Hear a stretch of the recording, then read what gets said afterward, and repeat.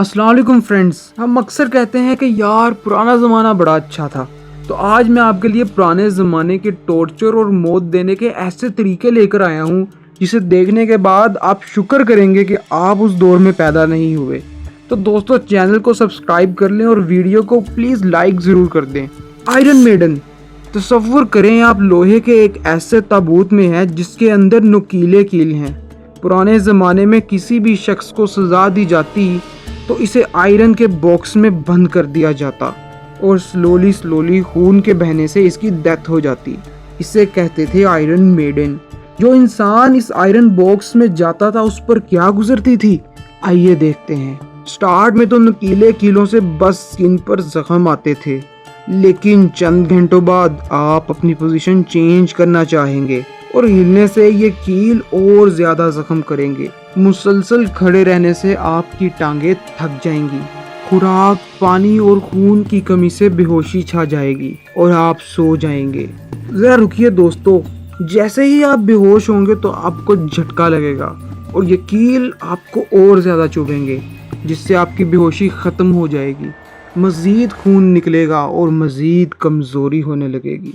Iron box में लगे कील आपको बेहोश नहीं होने देंगे। पुराने ज़माने में इसे लोगों को डराने के लिए इस्तेमाल किया जाता था, क्योंकि इस बॉक्स में इंसान की डेथ को कई दिन लग जाते थे। शीरी। पुराने ज़माने में जब कैदियों को रेगिस्तानों में पकड़ा जाता तो इनके सर के बाल उतार दिए जाते और इसको इतना शेव किया जाता कि ये मुकम्मल तौर पर मुलायम हो जाते। फिर ऊंट की ताज़ा खाल का टुकड़ा लेकर इनके सर पर बहुत टाइट करके बांध दिया जाता और इन्हें बांसों के खास ढांचे के साथ बांधकर 5-6 दिन के लिए तपते रेगिस्तान में छोड़ दिया जाता था। इतनी सख्त गर्मी से ऊंट की स्किन सूखकर कर और ज्यादा टाइट हो जाती और सर पर बाल भी निकलना स्टार्ट हो जाते। लेकिन कैमल की स्किन इतनी टाइट होती थी कि बाल इंसान की स्किन से बाहर ही नहीं निकल पाते थे और अंदर ही उगना शुरू हो जाते थे, जिससे बहुत ज्यादा तकलीफ होती थी। Bamboo torture. इस तरीके को चाइनीज टॉर्चर के लिए नहीं बल्कि मौत की सजा देने के लिए इस्तेमाल करते थे। इसके लिए हमें बांसों के जंगल में जाना पड़ेगा और साथ कुछ रस्सियां और बांस को नुकीला करने के लिए चाकू की भी जरूरत पड़ेगी।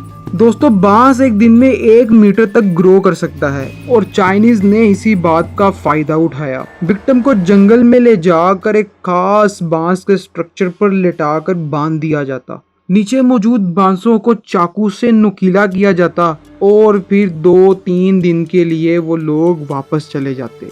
2-3 दिन में ये बैम्बू इतना ग्रो कर जाते कि ये उस विक्टिम की बॉडी के आर पार हो जाते, जिससे उसकी डेथ हो जाती थी। आप इमेजिन भी कर सकते हैं कि ये बैम्बूज उसकी बॉडी से कितनी स्लोली गुजरे होंगे और उसे कितनी तकलीफ होती होगी।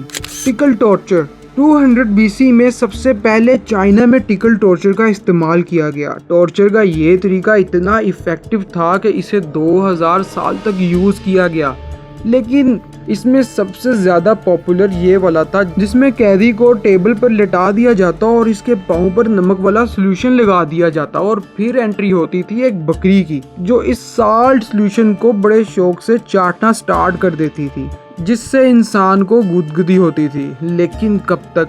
1 घंटा, 2 घंटे, 3 या 4? हमारे पाँव पर तकरीबन 2 लाख नर्व एंडिंग्स होती हैं। यहाँ पर होने वाले हल्के से टच से भी इंसान खुद को हंसने से रोक नहीं पाता, लेकिन मुसलसल हंसने से सांस की नाली सुखड़ जाएगी और हंसते हंसते इसका सांस रुकने से ये मौत के मुंह में उतर जाएगा। Brazil bull. याद है स्टार्ट में हमने आयरन मेडन देखा था, लेकिन रोम के लोग कॉपर से बने बुल का यूज़ करते थे। ये अंदर से खोखला होता था और कैदी को नंगा करके इसमें डाल दिया जाता। ज़्यादातर केसेस में कैदी की जुबान काट दी जाती थी। फिर इसे बुल के पेट में डालकर ढक्कन बंद कर दिया जाता और नीचे आग लगा दी जाती थी। इंसान अंदर जिंदा ही जलने लग जाता था। मेटल के बुल से अंदर जलने वाले इंसान की आवाज़ का एक ही रास्ता था, वो था बुल के मुंह पर लगी ब्रास ट्यूब्स, जो अंदर बनने वाली हीट की वजह से ऊपर नीचे होती और अंदर जलते इंसान की चीखें सुनाई देती। कैदी को मरने में 10 मिनट से लेकर कई घंटे लग जाते थे, क्योंकि ये बात बुल के नीचे लगी आग पर डिपेंड करती थी। Execution bye elephants. Bamboo torture और ब्राज़न बुल के बाद अब इंडिया चलते हैं, जहां लोगों को हाथियों की मदद से सजाए मौत दी जाती थी। इन हाथियों को खास ट्रेनिंग दी जाती थी कि कैदी को एक ही बार में मौत नहीं देनी, बल्कि सबसे पहले इनकी बाजू और टांगों को कुचलना है। हाथी कई घंटों तक कैदी को टॉर्चर करता। 7 टन वजनी हाथी जब अपने बड़े बड़े पाँवों से कैदी के बाजू और टांगों की चटनी बनाता तो कैदी इन्हीं के दर्द से मर जाता। इंडिया में कई साल तक टॉर्चर के इस तरीके को इस्तेमाल किया जाता रहा। Execution bye rats. चूहों से मौत। चूहे किसी भी अनकंफर्टेबल सिचुएशन से निकलने के लिए कुछ भी कर सकते हैं और इनकी इसी बात को यूज करते हुए कैदियों को सजा देने के लिए ये तरीका बनाया गया। चूहों को एक बाल्टी में डाल दिया जाता, कैदी को नंगा करके टेबल पर लेटा दिया जाता और फिर इन चूहों वाली बाल्टी को उल्टा करके इसके पेट पर रख दिया जाता। फिर गरम गरम कोयले इस बाल्टी पर रखे जाते, जिससे बाल्टी गर्म हो जाती और चूहों के लिए अंदर रहना बहुत मुश्किल हो जाता और उनके पास बाहर निकलने का अब सिर्फ एक ही रास्ता था और वो रास्ता था इंसान का पेट। चूहे कैदी का पेट खाना शुरू कर देते। कैदी दर्द से चीखता चिल्लाता और खून की कमी और दर्द की वजह से मर जाता। दोस्तों, इन सभी टॉर्चर में से सबसे ज्यादा बेरहम आपको कौन सा लगा, कमेंट में जरूर बताइएगा। चैनल को सब्सक्राइब कर लें, वीडियो को प्लीज लाइक कर दें और अगर वीडियो अच्छी लगी हो तो शेयर कर दें। मिलते हैं अगली वीडियो में।